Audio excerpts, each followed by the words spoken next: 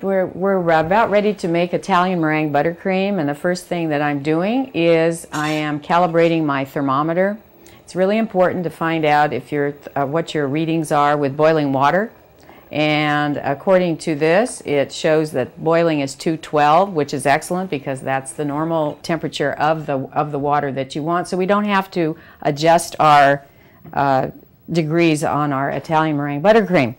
Okay, now what I'm going to do is I'm going to use a scale, and we'll talk about scales at some other time, but it's important that you weigh and measure accurately, so I only use a scale whenever I am measuring, and we're going to get this to 0. And I have 1 pound, 12 ounces of sugar already in here, and I'm going to put 10 ounces of water in here, and I do it slowly enough, so because we can't actually get it out easily once we get it in here, so we want 10 ounces. So on the scale, it reads, here we go, whoops. All right, and now we're going to put this on the burner here, and I always use the thermometer to stir this up. As long as you have your sugar in here first, you're able to mix the sugar. As this boils, the sugar is going to crystallize and boil up onto the sides of the pot here. So we want to make sure that we control any crystallization. So I'm going to comfortably put that in here. Now what I have here is a whip here and bowl, and they are absolutely clean, washed, no grease, because I'm using egg white, and I have 14 ounces of room temperature egg white in this bowl, and I will add the whip and get it ready. And I have also cream of tartar, which I'm going to put into the egg white, and I have several tablespoons of sugar, about 1.5 ounces, that I'm going to eventually beat into this egg white. Now the reason that I'm adding cream of tartar is that egg whites are particularly unstable. What happens with egg whites is they want to actually get back into the shell. So cream of tartar is a natural acidic ingredient that they take off the wine barrels when they're aging wine, and so they dehydrate it, and here we have this, and I'm just going to add this to this. It doesn't do anything to the egg right now, but we don't want, we want a stable foam. Now what I also have is 3 pounds of unsalted butter over here, and I'm still waiting for this to get warm, and this will take a teeny bit of time, but this is looking very, very good. I am taking a teeny bit of water here and cleaning this because we don't want crystallization, although I have used what I call virgin sugar so that we don't have any impurities in the sugar. Okay, it is now, the temperature now is 235, so I'm going to begin my whipping here. And I like to lift the bowl just a little bit so that it's sure to get, the whip is sure to get the bottom of this. And I'm just wanting to get it foamy, not too fast. The egg whites are room temperature, which is a must so that the egg whites can expand and hold as much air as possible. So we don't want to use cold egg whites for this.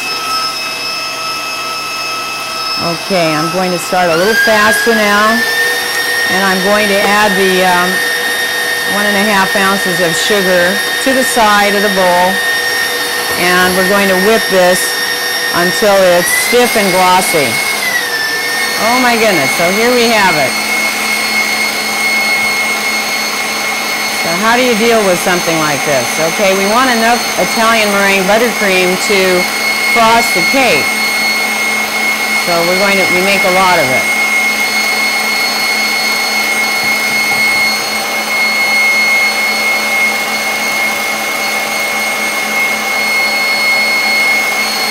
Dance of the buttercream. Okay, so we're going to take a little out, and we'll add it back a little bit later.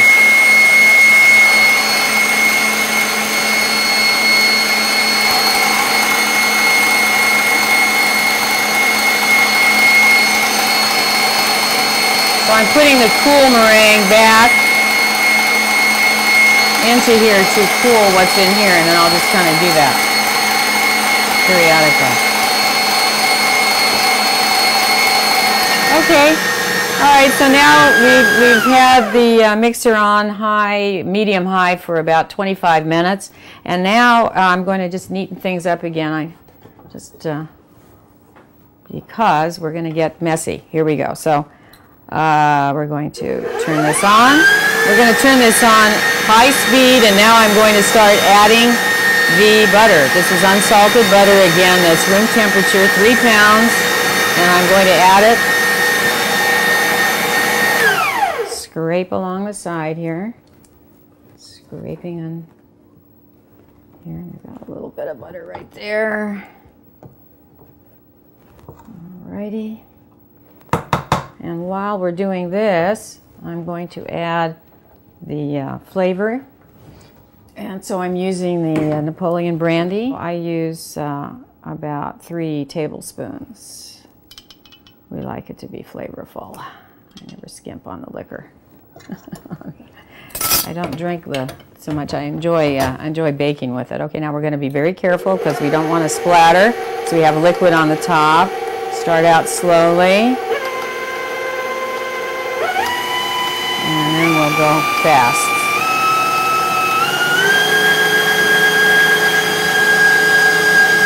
Ready? Whip it all together.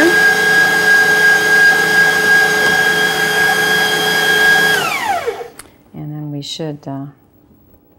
should taste just to see if it's what we want. Pardon me. Light. So it's cloud light. It's gorgeous. You can get your mixtures off of your whips if you just touch it over here. Don't touch it on the top because they break. But anyway, so now we have this whipped cream light, almost icing. It's gorgeous. Now we're going to use it.